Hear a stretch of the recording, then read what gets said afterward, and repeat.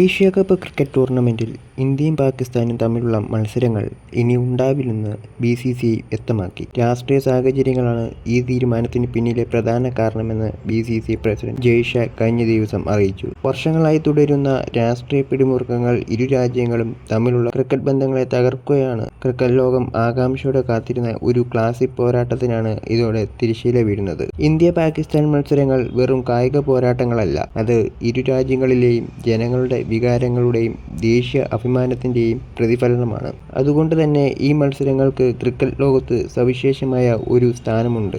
എന്നാൽ 2012-13 സീസണിന് ശേഷം ഇന്ത്യയും പാകിസ്ഥാനും തമ്മിൽ ഒരു ദ്വിരാഷ്ട്ര പരമ്പരയും നടന്നിട്ടില്ല. ICC ടൂർണമെന്റുകളിലും ഏഷ്യ കപ്പിലും മാത്രമാണ് ഇരു ടീമുകളും ഏറ്റുമുട്ടാറ്. ഈ മത്സരങ്ങൾ പോലും പലപ്പോഴും രാഷ്ട്രീയ സമ്മർദ്ദങ്ങൾ കാരണം നിർണ്ണയിക്കപ്പെട്ടിട്ടുണ്ട്. BCCIയുടെ പുതിയ തീരുമാനം ഇരു രാജ്യങ്ങളിലെയും ക്രിക്കറ്റ് പ്രേമികളെ നിരാശരാക്കിയിട്ടുണ്ട്. ക്രിക്കറ്റിനെ രാഷ്ട്രീയ